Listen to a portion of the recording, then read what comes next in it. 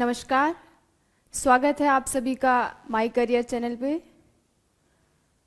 आज हम सबसे पहले हमने जो आज तक जो भी हमने हिंदी भाषा के बारे में जो पढ़ा उसमें मैंने कुछ क्वेश्चंस लिखे हैं। क्वेश्चंस और भी हैं, अभी वाइट बोर्ड में इतना आ नहीं रहा था तो मैंने सोचा कुछ पहले लिख लेती हूँ ताकि आपका टाइम भी बच जाए और मेरा टाइम भी बच जाए। तो कुछ क्वेश्चंस मैंने लिखे हुए हैं, इनको आप एक बार जल्दी जल्दी से पढ़ लेंगे और आप एक काम और करेंगे, कॉपी पेन लेकर बैठेंगे, क्योंकि जो भी क्वेश्चन आज मैं यहाँ पे करवाने जा रही हूँ वो सारे पॉइंट एग्ज़ाम के पॉइंट ऑफ व्यू से बहुत ही इम्पॉर्टेंट क्वेश्चंस हैं। तो मैंने वही छांट के मैंने लिखे हैं आपके लिए, और इसमें से जो भी क्वेश्चन यहाँ पे जो आपको देखने को मिलेंगे उसमें से शायद ही कोई ऐसा क्वेश्चन होगा जो जिसके बारे में हमने इससे पहले चर्चा ना करी हो। तो चलिए आइए देखते हैं। आशा है आप सभी लोगों ने पेन और कॉपी अपने पास रख लिया होगा। तो आपको यहाँ पे सबसे पहला क्वेश्चन क्या दिख रहा है? सबसे पहला जो प्रश्न है यहाँ पे वो क्या है? हिंदी किस भाषा परिवार की भाषा है? हिंदी किस भाषा परिवार की भाषा है? क्या क्वेश्चन है पहला? हिंदी किस भाषा परिवार की भाषा है? तो हमने क्या पढ़ा था? हिंदी भाषा हिंदी भाषा का परिवार कौन सा था? तो वो था भारोपीय। कौन सी भाषा परिवार की भाषा है? भारोपीय। अब मैंने कौन कौन से आपको 4 परिवार बताए थे जो भारत में कौन कौन से 4 भाषा परिवार हैं। तो एक है भारोपीय, दूसरा है आस्ट्रिक, तीसरा द्रविड़, चौथा है चीनी तिब्बती। तो ये आपको क्लियर हो गया होगा कि हिंदी भाषा किस भाषा परिवार की भाषा है? तो वो है भारोपीय। ठीक है, कौन से परिवार की भाषा है? भारोपीय परिवार की है। दूसरा हमारा अब आते हैं दूसरे क्वेश्चन की तरफ। दूसरा क्वेश्चन है हिंदी शब्द किस भाषा का शब्द है? दिख रहा होगा आपको, हिंदी शब्द किस भाषा का शब्द है। तो हमने क्या पढ़ा था यहाँ पे? हिंदी की जब हमने क्या कहा था कि हिंदी जो शब्द है वो कैसे बना, व्युत्पत्ति कैसे हुई थी इस शब्द की। तो वही वो पूछ रहा है कि किस भाषा का शब्द है। क्या वो हिंदी भाषा का ही शब्द है, या फिर वो संस्कृत का है, या फिर वो उर्दू का है, या फिर वो फारसी का है? तो वो पूछ रहे हैं, क्वेश्चन में पूछा गया है, ध्यान से देखेंगे कि हिंदी शब्द किस भाषा का शब्द है। तो आपको याद आ रहा होगा कि हमने क्या पढ़ा था? सिंधु से हिंदू, हिंदू से हिंद और हिंद से हिंदी। किस भाषा से पढ़ा था ये? तो ये था ईरानी फारसी। कौन सी भाषा का शब्द है ये? फारसी भाषा का। ध्यान रखेंगे, बिल्कुल भी हिंदी भाषा का शब्द इसमें नहीं लगाएंगे, और ना ही ये संस्कृत भाषा का है। ये किस भाषा का शब्द है? तो ये है फारसी भाषा का। इसके बाद हम अगला क्वेश्चन देखेंगे। अगला क्वेश्चन हमारे पास है, निम्न में से कौन सी भाषा संस्कृत भाषा की अपभ्रंश है? ये थोड़ा सा तार्किक क्वेश्चन है, थोड़ा सा ध्यान देंगे हम इस पे। अब आपको लग रहा होगा कि मैडम ने अपभ्रंश तो एक अलग ही बोला था, जिसमें हमारे बहुत सारे अपभ्रंश के बहुत सारे भेद हो रहे थे, जिसमें शौर सैनी आ रहा था और अर्धमागधी आ रहा था, मागधी आ रहा था। तो फिर ये कौन सा, ये क्या अपभ्रंश आ रहा है? तो अभी हम देखेंगे थोड़ा सा इसको। हमने क्या पढ़ा था वहाँ पे? हमने एक चीज़ पढ़ी थी कि ये जो यात्रा जो चल रही थी संस्कृत से, ये संस्कृत की तो यात्रा थी, संस्कृत थी, फिर उसके बाद क्या बना था? पाली बना था। ये संस्कृत के अपभ्रंश हो रहे हैं जो आगे जा रहे हैं। फिर क्या बना? फिर यहाँ से क्या बना? ये प्राकृत बना। फिर प्राकृत से क्या बना था? प्राकृत से बना था अपभ्रंश, और अपभ्रंश से क्या हुआ? ये अपभ्रंश से क्या हुआ? अवहट, और अवहट से फिर क्या हो गया था? प्रारंभिक या प्राचीन हिंदी। क्या हो गया था? प्रारंभिक या प्राचीन हिंदी। ठीक है, तो यहां पे हमें देखना है कि ये जो पूछ रहे हैं ये संस्कृत का अपभ्रंश पूछ रहे हैं। ये सारे संस्कृत के ही तो अपभ्रंश थे। ये जो हिंदी हम बोल रहे हैं ये संस्कृत से ही तो निकला है। अपभ्रंश मतलब उसका जो पार्ट हुए, आगे जाके जो टूट फूट हुई, जो वो भागों में डिवाइड हुआ, वो जो उनका खंडन हुआ है, उसे ही तो अपभ्रंश बोलते हैं, टूटना फूटना। ठीक है, तो क्या है संस्कृत? यहाँ पे क्या पूछा इन्होंने? निम्न में से कौन सी भाषा संस्कृत भाषा की अपभ्रंश है? तो क्या लग रहा है आपको? खड़ी बोली है, या फिर ब्रज भाषा है, या फिर अवधी है, या फिर पाली है? 4 आपके सामने ऑप्शन दे रखे हैं। तो तो सबसे पहले तो हमको यही समझ जाना चाहिए कि ये जो खड़ी बोली है ये हमारी उपभाषा की एक बोली है। ब्रज भाषा क्या है? हमारी एक उपभाषा की बोली है। अवधी भी क्या है? हमारी एक उपभाषा की बोली है। आपको याद आ रहा होगा मैंने क्या पढ़ाया था आपको कि हिंदी भाषा की उपभाषाएं कितनी है? 5 है। कितनी है? 5 है, याद रखेंगे। तो ये तो वैसे भी एलिमिनेट हो गया है कि ये ना खड़ी बोली हो सकता है, ना ब्रज भाषा हो सकता है, ना अवधि, क्योंकि ये क्या है?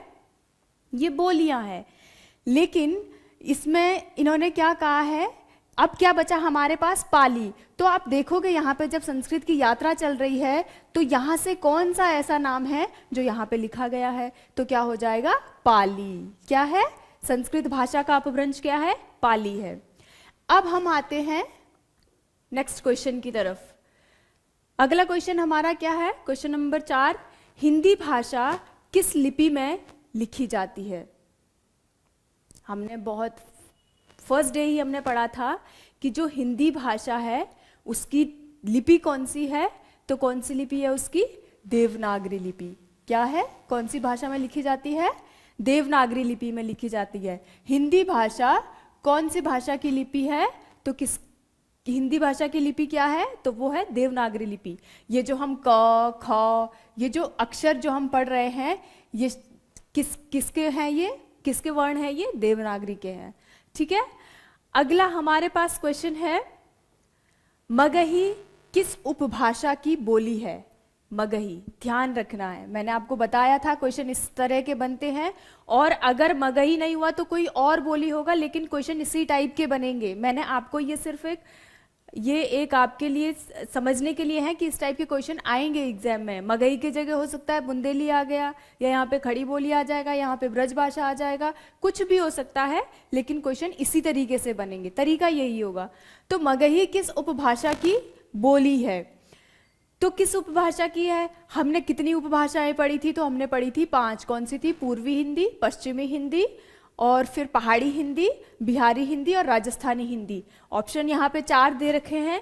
कितना क्या है पहला ऑप्शन? राजस्थानी हिंदी, पश्चिमी हिंदी, पूर्वी हिंदी और बिहारी हिंदी। अब हमें थोड़ा सा देखना है कि राजस्थानी हिंदी में हमें याद करना है कि क्या राजस्थानी हिंदी में मगही थी? तो नहीं। पश्चिमी हिंदी में मगही थी? बिल्कुल नहीं थी। पूर्वी हिंदी में मगही थी? बिल्कुल नहीं थी। पूर्वी हिंदी में क्या क्या था? अवधी था, छत्तीसगढ़ी था, और क्या था? एक बघेली था। ठीक है। और अब आते हैं बिहारी हिंदी। क्या बिहारी हिंदी की बिहारी उपभाषा की बोली है मगही? तो बिल्कुल बिहारी उपभाषा की बोली है। तो यहाँ पे क्या आंसर होगा आपका? बिहारी हिंदी। ठीक है, यहाँ तक समझ में आ गया होगा। क्वेश्चन नंबर 6 के पास आते हैं। हिंदी दिवस मनाया जाता है किस दिन? मैंने आपको बताया था कि हिंदी दिवस जो है कब जो ये हिंदी जो है इसको राजभाषा का दर्जा कब दिया था? तो मैंने आपको बहुत चिल्ला चिल्ला के बोला था कि 14 सितंबर 1949 को, 1949 को, 14 सितंबर 1949 को हिंदी को राजभाषा का दर्जा दिया गया था। ठीक है, कब दिया गया था? 14 सितंबर 1949 को। तो क्योंकि 14 सितंबर को राजभाषा के रूप में इसको स्वीकार किया गया था, तो 14 सितंबर को ही हम क्या मनाते हैं? हिंदी दिवस मनाते हैं। ये क्वेश्चन भी बहुत बार आया हुआ है एग्जाम में। तो हिंदी दिवस किस दिन मनाया जाता है? 14 सितंबर को। अगले क्वेश्चन की तरफ बढ़ते हैं। अगला क्वेश्चन है, वर्तमान हिंदी का प्रचलित रूप क्या है? वर्तमान हिंदी का प्रचलित रूप क्या है? ठीक है, तो यहां पे हम देखेंगे ये क्या है? यहाँ पे अवधी, ब्रज भाषा, खड़ी बोली, ये तो सारी बोलियां हो गई। देवनागरी लिपि है, तो देवनागरी तो पहले ही हट जाएगा कि ये लिपि है। और यहाँ पे किसके बारे में बात हो रही है? बोली के बारे में, भाषा के बारे में बात हो रही है। जो हम हिंदी बोलते हैं वो प्रचलित रूप आजकल जो हम बोल रहे हैं वो कौन सी हिंदी है? तो अवधी है।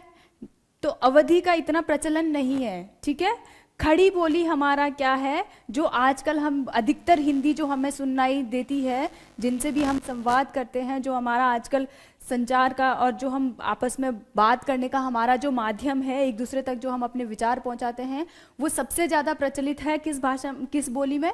खड़ी बोली में। तो आजकल जो हम हिंदी, जिस हिंदी का हम अधिकतर हमें प्रयोग सुनने को मिलता है, वो कौन सी भाषा में प्रचलित है? वो कौन सी हिंदी प्रचलित है? तो वो खड़ी बोली। ठीक है, एक बार फटाफट से फिर से देख लेते हैं।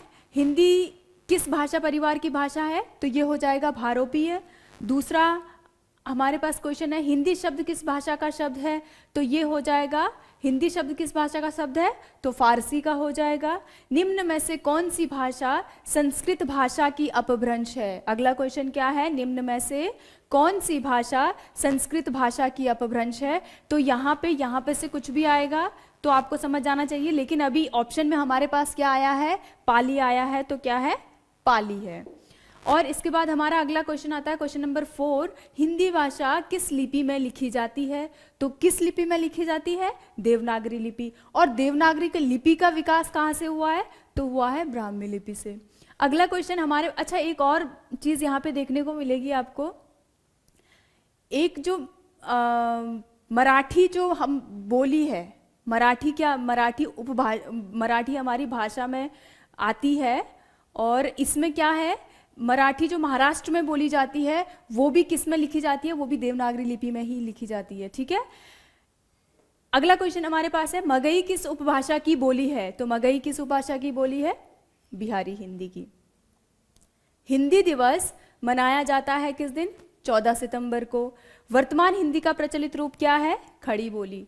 मगही कहाँ बोली जाती है? गया के आसपास वाले क्षेत्र में। चलिए अब बढ़ते हम अगले क्वेश्चन की तरफ।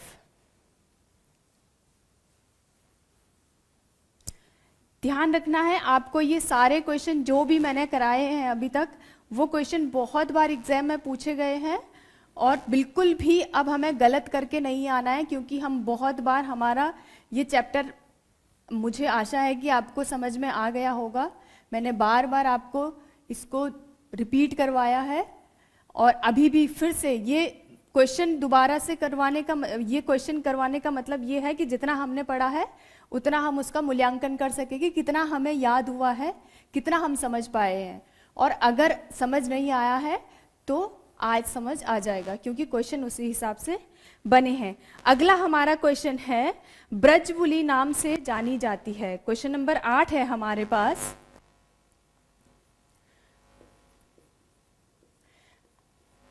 ब्रजबुली, ब्रजबुली ध्यान से पढ़ना है और समझना है इसे। मैंने ये पढ़ा चुकी हूं मैं। ब्रजबुली नाम से जानी जाती है, जानी जाती है। तो पहला ऑप्शन हमारे पास होगा पंजाबी। ये भी थोड़ा सा तार्किक क्वेश्चन आएगा आपके पास। दूसरा मराठी। तीसरा ऑप्शन आएगा आपके पास गुजराती, और चौथा ऑप्शन है पुरानी बांग्ला। ठीक है, अब इसको जरा ध्यान से देखेंगे। ब्रजबुली नाम से जानी जाती है, मैंने आपको पढ़ाया था कि जो ब्रज भाषा है, ब्रज भाषा को और भी कई नामों से जाना जाता था, क्योंकि हमें पता है कि जब हमारा जो कृष्ण भक्ति है, कृष्ण भक्ति किस में लिखी गई है? सारी की सारी वो किस में लिखी गई है? ब्रज भाषा में लिखी गई है। ठीक है, तो यहाँ पे अगर तो ब्रज भाषा होता लिखा हुआ, अगर ब्रज भाषा होता तो फिर तो बिना सोचे समझे हमें क्या लगाना था कि ब्रज भाषा का ही दूसरा नाम क्या था, इसको किस नाम से भी जाना जाता था? ब्रजबुली के नाम से भी जाना जाता था। लेकिन यहाँ पे इन्होंने क्या कर दिया है, क्वेश्चन को थोड़ा सा अलग कर दिया है। क्या हुआ, इन्होंने क्या पूछा है? ब्रजबुली नाम से जानी जाती है। तो ऑप्शन क्या दिया इन्होंने? पंजाबी, मराठी, गुजराती और पुरानी बांग्ला। अब हमें देखना ये है कि जो ब्रजबुली है, इसको कहाँ ब्रजबुली नाम से जाना जाता था? तो वो जाना जाता था बंगाल में, और बंगाल में उस समय जो भाषा प्रचलित थी वो ब्रजबुली थी, और उसी को हम क्या बोलते हैं? पुरानी बांग्ला भी बोलते हैं। ठीक है, तो ये हमारा आंसर क्या होगा यहाँ पे? पुरानी बांग्ला। ब्रजबुली नाम से जानी जाती है पुरानी बांग्ला। ठीक है, ये अच्छे से आपको समझ में आ गया। इसके बाद हम अगले क्वेश्चन की तरफ बढ़ते हैं। अगला क्वेश्चन है हमारे पास, हिंदी भाषा का जन्म। हिंदी भाषा का हिंदी भाषा की जननी किसे माना जाता है? किसे माना जाता है? अगर ये क्वेश्चन हमारे पास आ गया और हमने इसे भी बहुत अच्छे से पढ़ा है, ये वाला क्वेश्चन भी, इसमें हमारे पास ऑप्शन होंगे हिंदी भाषा की जननी किसे माना जाता है, तो हम ऑप्शन में है अपभ्रंश, जननी की बात हो रही है, ठीक है। फिर उसके बाद हमारे पास होगा लौकिक संस्कृत। अब आपको लग रहा होगा कि ये तो ऐसा तो कुछ हमने पढ़ा नहीं था, ये कहाँ से आ गया? तो अभी देखते हैं, अच्छा ही हुआ ये क्वेश्चन आ गया है। इसके बाद ऑप्शन में है हमारे पास पाली या प्रकृत से, और चौथा हमारे पास ऑप्शन है वैदिक संस्कृत। वैदिक संस्कृत हमने वहां पे क्या पढ़ा था कि हिंदी भाषा की जननी, किसकी बात हो रही है? हिंदी भाषा की। और क्या पूछा जा रहा है? जननी पूछा जा रहा है। कीवर्ड्स आपको ढूंढने हैं। हिंदी भाषा की क्या पूछा जा रहा है? जननी पूछा जा रहा है, विकास नहीं पूछा जा रहा है। और ध्यान देना है आपको, अगर विकास पूछा जाता तो शायद ये क्वेश्चन ही बदल जाता, लेकिन क्या पूछ रहे हैं? जननी पूछ रहे हैं। तो ध्यान से देखना है, किसकी? हिंदी भाषा की जननी किसे माना जाता है या किसे माना गया है। तो हमने क्या पढ़ा था? हमने पढ़ा था संस्कृत। जब संस्कृत की जो यात्रा चल रही थी, फिर से एक बार पाली, प्रकृत से हो गया था ये अपभ्रंश, और अपभ्रंश से प्राचीन या प्रारंभिक हिंदी, ठीक है। अब इतनी बार लिख दिया, आपको याद हो गया होगा। ये बार बार लिख रही हूँ, ये इसलिए बार बार लिख रही हूँ ताकि याद हो जाए, ठीक है। तो यहाँ पे हम देख रहे हैं कि हमने तो ऐसा कुछ पढ़ा था, ये चल रहा था हमारा कि ये हमने पढ़ा था कि ये संस्कृत की यात्रा चल रही है, जो लास्ट में जाके क्या बनी थी? हिंदी बनी थी। लेकिन अब इसमें क्वेश्चन में क्या आ गया है कि अपभ्रंश, लौकिक संस्कृत और पाली प्राकृत और वैदिक संस्कृत। मैंने आपको कहा था कि संस्कृत की, हिंदी की जो जननी है वो क्या है? संस्कृत है। कौन है? संस्कृत है। किसकी? हिंदी की, ठीक है। लेकिन यहाँ पे क्या देखने को मिल रहा है आपको? यहाँ पे तो संस्कृत दो पूछी हुई है, एक लौकिक संस्कृत और वे एक वैदिक संस्कृत। तो अब यहाँ पे क्या आंसर होगा हमारा? तो ये भी थोड़ा सा क्या है, हमें क्या देखना है, ये जो हमारी संस्कृत है इसका क्या था? इसका समय था, वैदिक संस्कृत का समय क्या था? ये था 1500 ईसा पूर्व से 1000 ईसा पूर्व के आसपास, ठीक है। और लौकिक संस्कृत का जो समय था वो क्या था? 1000 ईसा पूर्व से 500 ईसा पूर्व का, ठीक है। क्या था ये? 1000 ईसा पूर्व से 500 ईसा पूर्व का। तो जब हम देखेंगे, हमें तो जननी पूछना है, ये पैदा कहाँ से हुई है वो संस्कृत। तो अब आप हिंदी। तो अब आप देख सकते हो कि यहाँ पे आंसर हमारा क्या होना चाहिए? पैदा कहाँ से हुई है वो। तो ऐसा तो है नहीं कि जो ये संस्कृत भी तो लिखी जा रही होगी कभी। ये जो वैदिक संस्कृत है, इससे पहले लौकिक संस्कृत से पहले भी तो काल रहा है, वैदिक संस्कृत का रहा है। हालांकि इससे पहले भी भाषाएं लिखी जाती थी। हमारा जो हड़प्पा सभ्यता है उसमें भी लिपि यूज होती थी। लेकिन अभी हम किसके बारे में बात कर रहे हैं? हिंदी भाषा की जननी के बारे में बात कर रहे हैं। तो हमारा आंसर यहाँ पे क्या होगा? यहाँ पे हमारा आंसर होगा वैदिक संस्कृत। क्या होगा? वैदिक संस्कृत, क्योंकि लौकिक संस्कृत से भी पुराना क्या है? वैदिक संस्कृत। तो इसका जन्म कहाँ से हुआ है हिंदी का? तो वो हुआ है वैदिक संस्कृत। ध्यान रखना है, अगर क्वेश्चन आपका इस टाइप का आता है, लौकिक संस्कृत या वैदिक संस्कृत, तो आपका आंसर क्या होगा? वैदिक संस्कृत।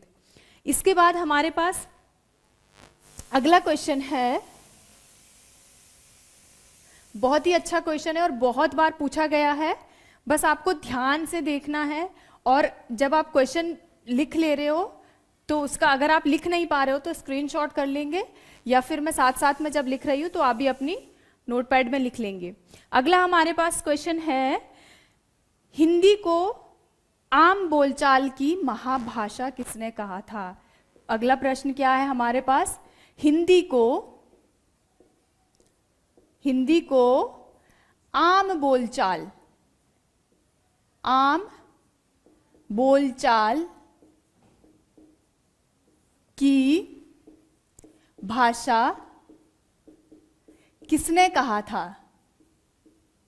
किसने कहा था? ठीक है, अब आपके पास इसको थोड़ा सा हम आम बोलचाल की महाभाषा कहा था, ठीक है, महा लगा देंगे आगे कि महाभाषा किसने कहा था। अब देख लेंगे, इसमें हमारे पास ऑप्शन है, पहला ऑप्शन है जॉर्ज ग्रियर्सन, दूसरा हमारे पास ऑप्शन है मैटकॉफ, तीसरा हमारे पास ऑप्शन है रोबक, और चौथा जो हमारे पास ऑप्शन है वो है कॉलब्रुक। ठीक है, कॉलब्रुक। तो अब हम इसको ध्यान से देखेंगे, क्या पूछा गया है? हिंदी को आम बोलचाल की महाभाषा किसने कहा था? ये हमने नहीं पढ़ा था, तो ये हमारे पास क्वेश्चन आ गया है, तो हम इसको समझ लेंगे कि किसने कहा था। मैंने आपको एक नाम डिस्कस करा था, मैंने आपको एक नाम के बारे में चर्चा करी थी, जॉर्ज ग्रियर्सन। शायद आपको याद होगा, अगर आपने लेक्चर अच्छे से सुना होगा या देखा होगा, तो मैंने उसमें बताया था कि जॉर्ज ग्रियर्सन ने क्या कहा था कि मैंने एक चीज़ को अनुभव किया है यहाँ के जब वो भारत में थे, तो उन्होंने एक चीज़ को अनुभव करा था कि मैं भारत के जिस भी कोने में जाऊँ, चाहे मैं कहीं पे भी जाऊँ, भारत के जिस भी कोने पर जाऊँ, तो मैंने एक चीज़ को महसूस करा है कि यहाँ पर हिंदी एक ऐसी भाषा है जिसको अगर कोई लिख नहीं सकता है या कोई बोल नहीं सकता है तो समझ तो जरूर सकता है। तो यानी कि उन्होंने क्या कहा था कि इन्होंने इनकी एक पुस्तक का नाम है, या इनकी पुस्तक का नाम है अ लिंग्विस्टिक सर्वे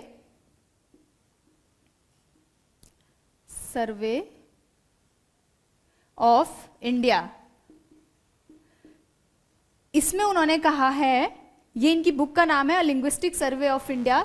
इन्होंने कहा है, इसमें इन्होंने कहा कि जो भारत की जिस देश में मैं गया हूँ, जिस सिंधु प्रदेश में मैं गया, उसकी वहाँ की जो बोलचाल की, जो आम बोलचाल की जो भाषा है वो क्या है? हिंदी है। कौन सी बुक में लिखा है इन्होंने? तो इन्होंने लिखा है लिंग्विस्टिक सर्वे ऑफ इंडिया। क्या कहा इन्होंने हिंदी को यहाँ? आम बोलचाल की महाभाषा। सबसे पहले इन्होंने ही कहा था कि जो यहाँ की जो महाभाषा है आम बोलचाल की, वो क्या है? हिंदी है। ठीक है, इसके बाद हमें और भी कुछ नाम देखने को मिल रहे हैं। इसका आंसर तो आपको समझ में आ गया होगा कि जॉर्ज ग्रियर्सन ने कहा है आम बोलचाल की महाभाषा हिंदी। ठीक है, इसके बाद हम मैटकॉफ को भी थोड़ा सा देख लेते हैं। मैटकॉफ ने क्या कहा था हिंदी के बारे में? अच्छा, मैटकॉफ को प्रेस का मुक्तिदाता भी कहा जाता है। ठीक है, थोड़ा सा याद दिला देती हूँ आपको, प्रेस का मुक्तिदाता। ठीक है, तो मैटकॉफ के बारे में थोड़ा सा देखते हैं। मैटकॉफ ने अपने इनके जो गुरु थे, जिन्होंने इनको पढ़ाया होगा, गिलक्राइस्ट उनका नाम था, उनको इन्होंने कहा था, इनके जो गुरु थे, कौन थे? गिलक्राइस्ट। उनको इन्होंने खत लिखा था, और उसमें इन्होंने कहा था कि मैं आपका बहुत बहुत शुक्रगुजार हूँ, मैं आपको धन्यवाद देता हूँ, मैं आपका बहुत शुक्रगुजार हूँ, क्योंकि आपने जो भाषा मुझे सिखाई है, यानी कि उन्होंने हिंदी सिखाई होगी, उसी के बारे में वो बात कर रहे हैं कि आपने जिस भाषा का ज्ञान मुझे दिया, वह भाषा भारत के हर एक कोने में बोली जाती है।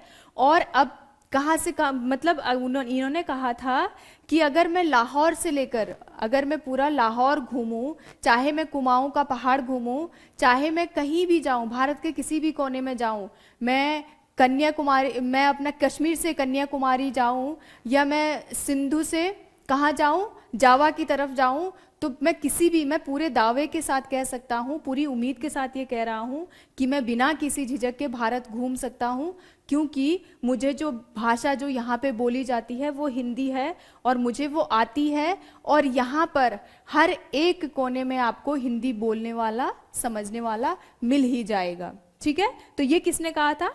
मेटकॉफ ने कहा था। रोबेक ने कहा था कि जैसे कोई व्यक्ति इंग्लैंड, अगर फ्रांस का व्यक्ति अगर इंग्लैंड जाएगा तो उसे क्या सीखनी है? वहाँ के लिए अंग्रेजी सीखनी है। वैसे ही अगर कोई भारत आएगा तो उसको क्या सीखने की ज़रूरत है? उसको संस्कृत या फारसी सीखने की ज़रूरत नहीं है, बल्कि क्या सीखने की ज़रूरत है? हिंदी सीखने की ज़रूरत है। ठीक है, और यहाँ कॉलब्रुक ने क्या कहा था? कॉलब्रुक के बारे में थोड़ा सा देखते हैं। कॉलब्रुक ने कहा था कि हिंदी, भारत में हिंदी एक ऐसी भाषा है जिसको ना सिर्फ पढ़े लिखे बल्कि अनपढ़ भी समझ सकते हैं और बोल सकते हैं। ठीक है, तो ये कहा था कॉलब्रुक ने। चलिए अब आपको, लेकिन हमारा जो क्वेश्चन था वो क्या था? आम बोलचाल की महाभाषा किसने कहा है? तो जॉर्ज ग्रियर्सन ने कहा है। चलिए आगे, अगला क्वेश्चन हमारे पास है,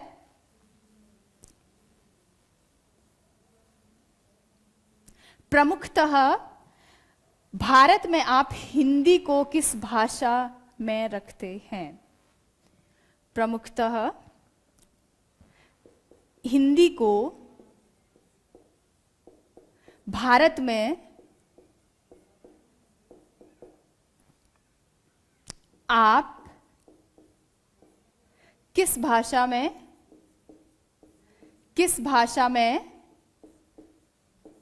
रखते हैं? ठीक है, समझ आई? हिंदी को, प्रमुखतः हिंदी को भारत में आप किस भाषा में रखते हैं? ठीक है, हिंदी को भारत में आप किस भाषा में रखते हैं?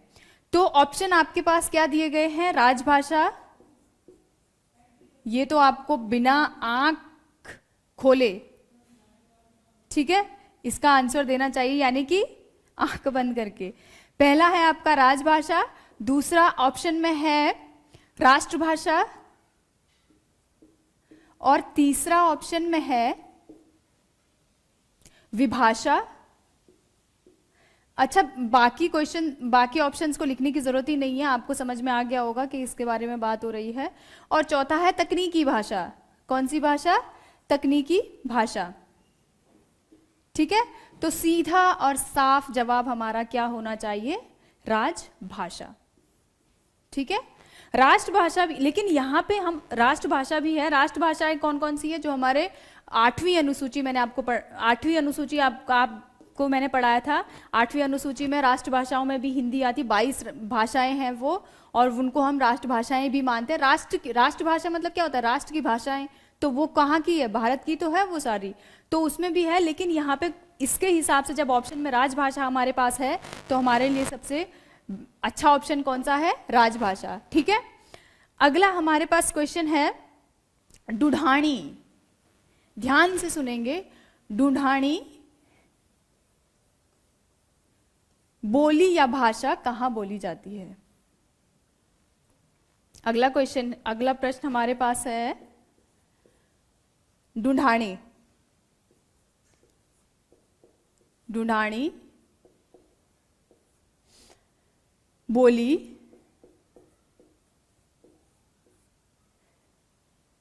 राजस्थान के, अच्छा राजस्थान भी दे दिया है, राजस्थान के किस क्षेत्र में बोली जाती है? किस क्षेत्र में बोली जाती है? अब तो बहुत ही सरल हो गया है, बोली जाती है। देखो एक चीज आपको देखने को मिल रही होगी कि अगर हमने कोई क्वेश्चन, अगर हमने इससे पहले वाली कक्षाओं में जिनकी चर्चा नहीं करी है, तो यहाँ पे वो आ जा रहे हैं, यानी कि ये यहाँ पे क्लियर हो जा रहे हैं। अगर कोई पीछे छूट जा रहा है तो यहाँ पे हमारा ढूंढानी हमने नहीं पढ़ा था, ठीक है, लेकिन यहाँ पे ढूंढानी का क्वेश्चन हमारे पास आ गया है। क्या है? ढूंढानी बोली राजस्थान के किस क्षेत्र में बोली जाती है? ठीक है, तो राजस्थान के क्षेत्रों में ऑप्शन क्या दे रखा है इन्होंने? पश्चिमी राजस्थान, पश्चिमी राजस्थान। दूसरा ऑप्शन क्या होगा? पूर्वी राजस्थान। तीसरा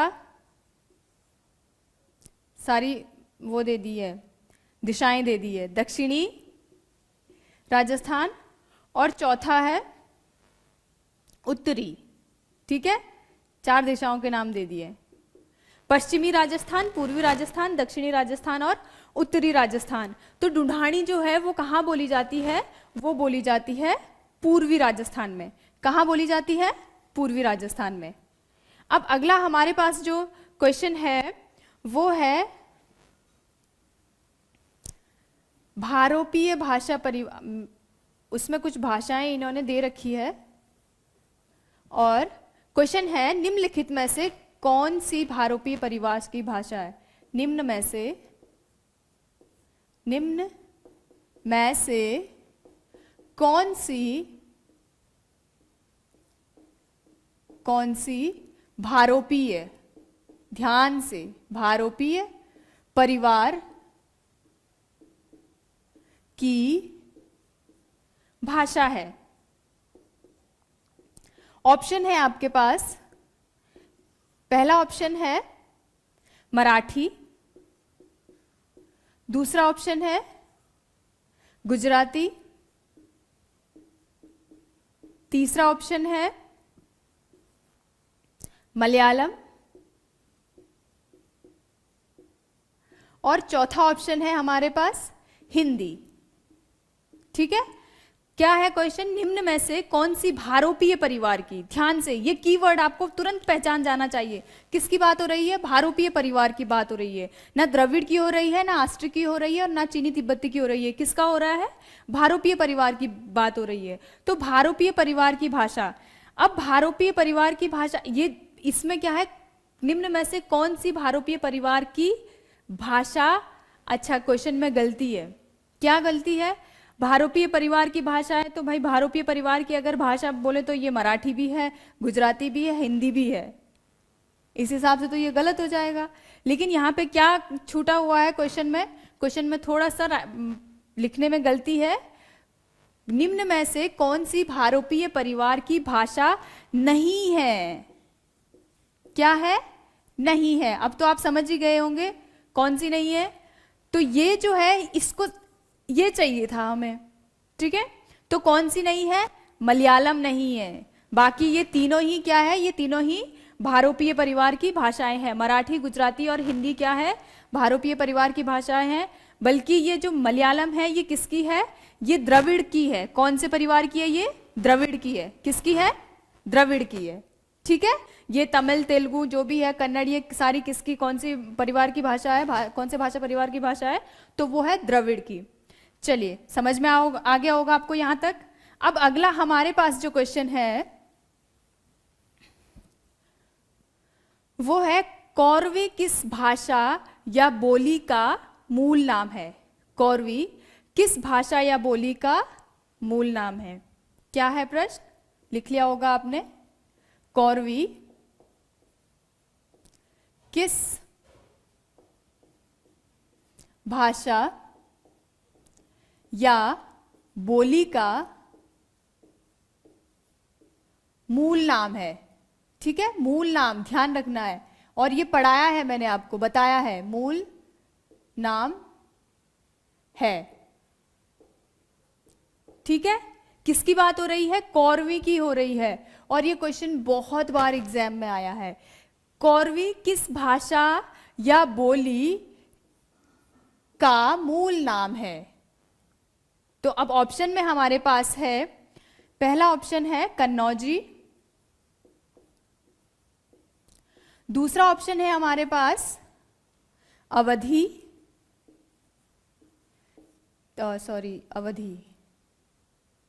अवधी, तीसरा ऑप्शन है हमारे पास, तीसरा ऑप्शन क्या है? खड़ी बोली, और चौथा ऑप्शन है बुंदेली। तो मैंने आपको बताया था कि कौरवी किस भाषा या बोली का मूल नाम है। यहां पे भी आप कीवर्ड्स को अंडरलाइन कर देंगे। अब कौरवी किसकी बात हो रही है? कौरवी की। तो आपको याद आ रहा होगा कि मैंने कुछ आपको पढ़ाया था कि ये जो बोली है जब तक इसका विकास नहीं हुआ था, पूर्ण रूप से जब तक इसका विकास नहीं हुआ था, तब तक इसको किस नाम से जाना जाता था? कौरवी नाम से जाना जाता था। लेकिन जैसे ही इसमें साहित्यिक रचनाएं शुरू हुई, जैसे ही इसमें साहित्यिक रचनाएं शुरू हुई, लिखना शुरू हुई, तो क्या हुआ? इसका जो है मूल नाम क्या पड़ गया? सॉरी, इसका नाम क्या पड़ गया था? मूल नाम तो इसका कौरवी था, लेकिन फिर जैसे इसका साहित्यिक रचनाएं होने लग गई, इसमें विकास होने लग गया, ये भाषा और प्रचलित होने लग गई, तो इसको किस नाम से जाना जाने लग गया? खड़ी बोली। ठीक है, समझ में आ गया? तो चलिए अगला क्वेश्चन हमारे पास है, भारतीय संविधान का कौन सा अनुच्छेद, अनुच्छेद पूछा है या भाग? अच्छा, भाग पूछा है। भारतीय संविधान का अगला प्रश्न है हमारे पास, भारतीय संविधान का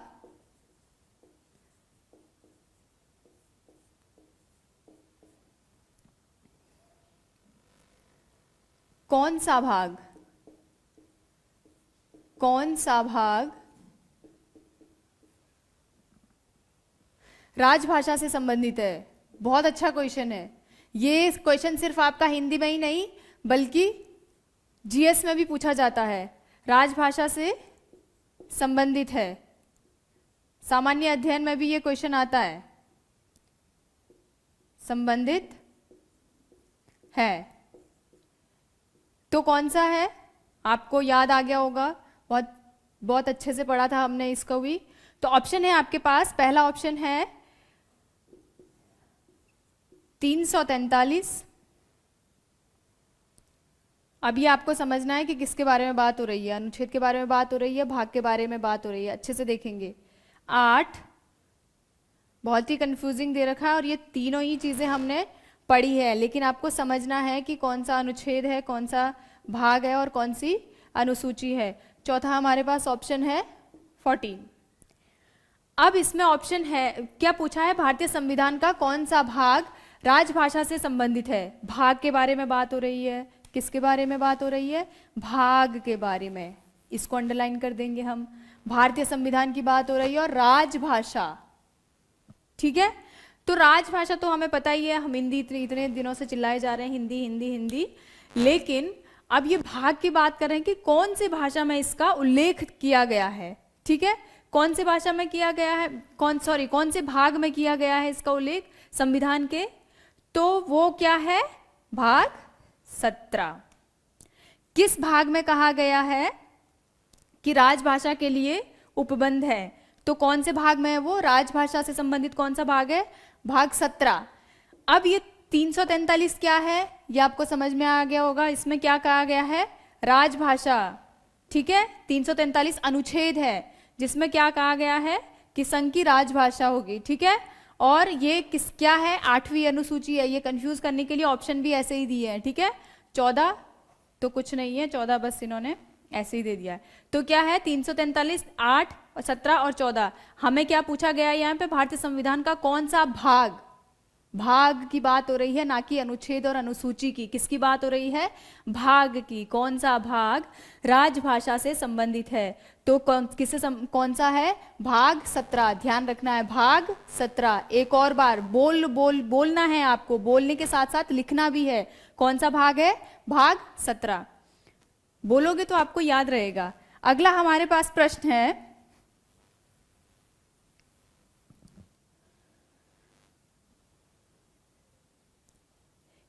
हिंदी खड़ी बोली किस अपभ्रंश से विकसित हुई है?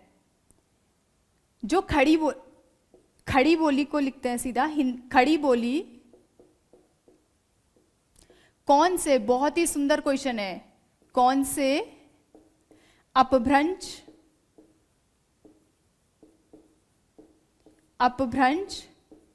से विकसित हुई है? विकसित हुई है। और यहां पे हमारे पास ऑप्शन क्या क्या है? पहला ऑप्शन है मागधी।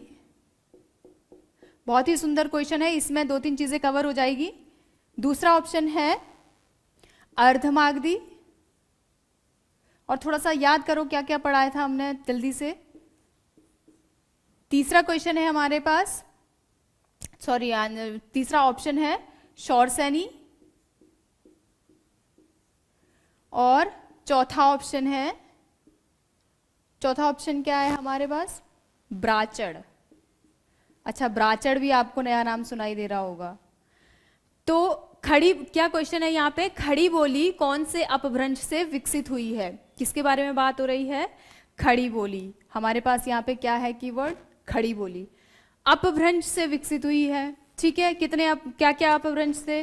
तो अपभ्रंश तो थे भाई ये सारे अपभ्रंश ही थे जो यहाँ पे लिखा है, मागधी, अर्धमागधी, शौरसैनी, ब्राचड़ और ठीक है खस, ये क्या थे? अपभ्रंश थे, ठीक है। तो हमें देखना है ये खड़ी बोली, हमें अब ध्यान करना है कि सबसे पहले तो हमें ये देखना है कि खड़ी बोली जो है वो कौन से उपभाषा की बोली है। जब आपको ये समझ में आएगा कि खड़ी बोली कौन से उपभाषा की बोली है, तभी आपको समझ में आएगा कि खड़ी बोली जो है वो कहाँ से विकसित हुई है, ठीक है। तो हमें याद करना है, हमने क्या पढ़ा था? पश्चिमी हिंदी। क्या पढ़ा था हमने? पश्चिमी हिंदी। खड़ी बोली कौन से उपभाषा की बोली है? तो वो है पश्चिमी हिंदी की। कौन सी उपभाषा है? पश्चिमी हिंदी। पश्चिमी हिंदी से क्या हुआ है? खड़ी बोली बोली जाती है। अब ये देखिए, जब हमें ये पता चल गया है कि जो खड़ी बोली है वो पश्चिमी हिंदी की बोली है, पश्चिमी हिंदी उपभाषा की बोली है, तो पश्चिमी हिंदी का जो विकास है वो कहाँ से पड़ा था, कहाँ से हुआ है, कौन से अपभ्रंश से हुआ है? हमने पढ़ा था, तो वो अपभ्रंश है हमारा शौरसैनी। आंसर मिल गया हमें, शौरसैनी। थोड़ा सा तार्किक क्वेश्चन था, घुमा के पूछा था, बड़ा ही अच्छा क्वेश्चन है। दो चीजें इसमें कवर हो गई। एक हमने क्या देख लिया फिर से कि हम खड़ी बोली कहाँ का कौन से उपभाषा की बोली है, तो वो है पश्चिमी हिंदी की। और फिर हमें याद करना है कि पश्चिमी हिंदी जो है वो कौन से अपभ्रंश से विकसित हुई है, तो वो हुई है शौरसैनी से, ठीक है। और अच्छा हाँ, आपको ये मागधी भी आपको समझ आ गया होगा, मागधी भी हमने पढ़ा था, अर्धमागधी भी पढ़ा था। मागधी से क्या, मागधी से कौन सी भाषा का विकास हुआ है, कौन से उपभाषा का हुआ है? तो वो हुआ है बिहारी का। अर्धमागधी से हुआ है पूर्वी हिंदी का। ब्राचड़ जो है, ब्राचड़ से पंजाबी और सिंधी का हुआ है, ठीक है।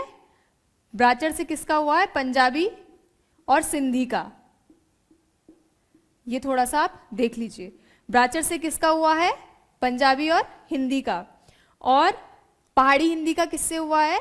खस और शौरसैनी का मिला जुला प्रभाव है। अगला हमारे पास क्वेश्चन है, अगला क्वेश्चन है, अंतर्राष्ट्रीय स्तर पर कौन सी बोली को प्रसिद्धि मिली है? अंतर्राष्ट्रीय स्तर पर कौन से स्तर की बात हो रही है? इंटरनेशनल लेवल पर। अंतर्राष्ट्रीय, ये भी मैंने आपको पढ़ाया था। अंतर्राष्ट्रीय स्तर पर कौन सी बोली को प्रसिद्धि मिली है, ठीक है। तो वो किसको मिली है अंतर्राष्ट्रीय स्तर पर? कौन सी बोली है? ऑप्शन में है हमारे पास खड़ी बोली, दूसरा ऑप्शन है हमारे पास भोजपुरी,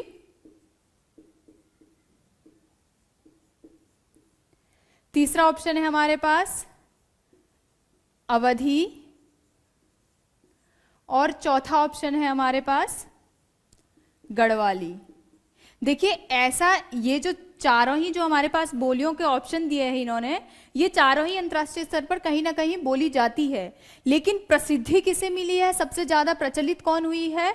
तो वो हमारा ऑप्शन होगा भोजपुरी, ठीक है। क्या है? भोजपुरी। भोजपुरी जो है वो बहुत सारे देशों में बोली जाती है, वहाँ के जो लोग हैं बोलते हैं, जिसमें मैंने क्या क्या बोला था आपको, सूरीनाम है, फिजी है, और गुयाना है, ट्रिनिडैड है, और मॉरिशस में भी बोली जाती है। तो इसलिए इसको क्या माना गया है? अंतर्राष्ट्रीय स्तर की बोली भी माना गया है, ठीक है, भोजपुरी को। अगला हमारे पास क्वेश्चन है, लास्ट क्वेश्चन है, कौन सी बोली या भाषा को रीतिकाल का साहित्य कहा गया है? कौन सी बोली या भाषा को रीतिकाल का साहित्य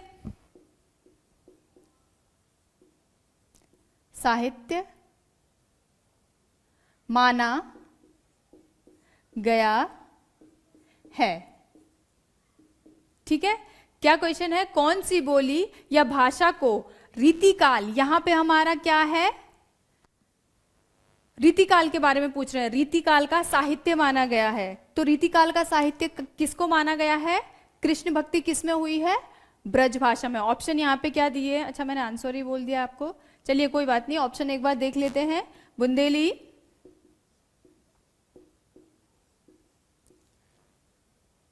खड़ी बोली,